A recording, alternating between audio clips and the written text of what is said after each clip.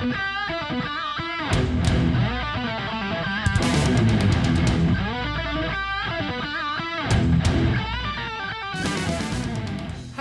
hello, how are you? Welcome to Road Odyssey. Thank you so much for joining me. I am Bert. Hope you're having a great day. And if you like the videos that I provide, please like and subscribe. And if you're on Rumble, please follow. Let's get on with the video. Here we go. Today, I am going to talk about the C8 Corvette just a little bit in terms of an unboxing. So I have with me 4 boxes, and I would like to show you the contents of these. Now, what makes this special? Nothing, not really. It's just fun. So you've had your Corvette for a while, or maybe it's brand new, and you're already ready to spiff it up a little bit. Well, there are some inexpensive items that you can purchase, whether it's eBay, Amazon, you know, whatever. Some of these Corvette websites, you can find some neat stuff to personalize your car without breaking the bank. So I've got 4 items, and one of them is a necessity. So I've already got, I'm approaching 20,000 miles after, what, 3 years or so of this car. And it's a 2020 C8 Z51. Love this car, absolutely love it. 3LT. So 3 kind of beauty items, and then 1 necessary. So let's get into the unboxing. Here we go. All right, the unboxing begins. Gonna start with this first little one. Let's see what we have. I've already kind of cut around it, so I'm not sure that I even remember everything that I bought. So anywho, small box, done. And these are going to be cap buttons. So if you don't know what these are, they go on each of the wheels. Let's see if I can coordinate myself. So they go right there, right there on the caps. Hubcap buttons. So here we go. Now, the reason why I got these, when I first got the Corvette and did a video with it, one of the first comments somebody gave me was, these little guys are silver and shiny, and they just show up like a lump on a stump. They're ugly. And it's like, you know what? I kind of agree. So this is what we're gonna put on, and I'll show you that later. All right, time for box number 2. Let me dig into this and see what we have.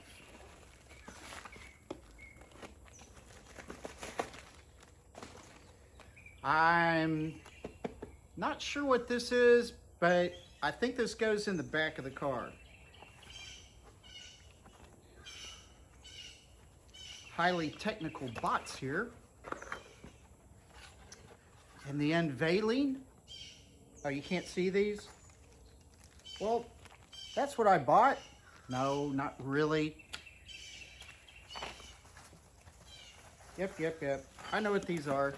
All right, so these will go in the back, and they are shot tower covers. Can you see these all right? So yeah, they're kind of pretty, and it's the same pattern of carbon fiber that I have in the engine bay. So these will go nicely, and these are theoretically cut for the mag ride, which is what I have on this car. So these ought to be cool. I'll show you more of these in a little bit as well. Okay, this package came from China. Took quite a while to get here, and it is something that I really don't like seeing it kind of wrapped up like this. It should have been wrapped in a box and better protected, but I don't know. Once you see what it is, you'll kind of go, ugh. But fingers crossed, this turns out to be nice. So let me get this unwrapped and I'll show it to you. I think I've got this done. So let's pull these out. These are heavy duty floor mats. All right, so there you go. They're all wrinkled up, aren't they? But they still look nice. And I'm not really a picky person, but these have been sitting around probably for a month, wrapped up like they were because I've been waiting to do this video. Nonetheless, I don't like the way they were wrapped. They probably should have been in a box. I think when they advertised these, they were in a box, and I'll tell you more about these in just a little bit as well. But overall, I think these are gonna look really nice for the red Corvette. So hopefully I'm gonna be happy with these. We'll see in a little bit. All right. Last but not least is this fine package right here, about 150 bucks. It is going to be very much worth the money. We've taken this car everywhere: Texas, New Mexico, Arizona, Oklahoma, Arkansas, Kansas, Nebraska, South Dakota, you name it, it's gone. So it probably can't breathe very well. Gee, I wonder what this could be. It is a beautiful, dump the box. It is a beautiful air filter. And I really think this thing is going to make the car feel so much better. So here you go. So all I need to do is get into the back, take out a gazillion nuts and bolts and whatever, and dig into that air filter compartment and get this booger put in. This thing looks substantial. So I'll tell you more about this in just a moment. All right, so that was the unboxing, and now I want to go back inside to the office and show you each of these parts and pieces and thingy-majiggers and show you where I got them and how much they cost. So let's go to the office. Starting with the center cap set. Corvette Stingray Gloss Black for 100 bucks. I got them for 105. And of course, a set of 4 for that much money. I think they look very nice and they are very easy to install. Next, the rear strut shock tower covers for MagRide, carbon fiber. 100 bucks. I got them total 107 off eBay. They are similar to what you get from Paragon, and you got the before and after, and you know, with and without MagRide, they do look very nice. For the floor mats, they came from US Car Seat. They have a lot of very nice products, or so it appears. I chose the Universal Fit floor mats for cars, SUVs, and trucks, heavy duty. So here they are, basically $109, got them for $115 total, hoping that they would be magnificent and look just like the photograph. Finally, from RPI is the Performance Air Filter. These are supposed to be very good, $140, I believe. I got it shipped for like $150. So anyway, it was a good price for a really good filter. You're supposed to get a bump in horsepower, like around 10. Really good filtration, washable, reusable, all that good jazz. Supposed to sound better. Don't care that much about the sound, but anyway, added performance is nice. I started out with the most difficult, shock tower covers. Flathead screwdriver, pretty small, and a ratchet. And they will get installed and look nice. Here's a look at that rear shock tower. You can see the MagRide cable. And so this pigtail has got to come apart. So let me show you how that is done. We're looking at that little red safety that has to be undone. And so that's the beginning of this process. So get down in there. You push that little red safety with a flathead screwdriver. Extremely easy to do. Just push it down. It gets out of the way.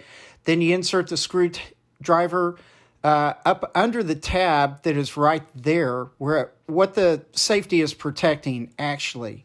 And so ultimately, taking another look at it, you can kind of see how it's all put together.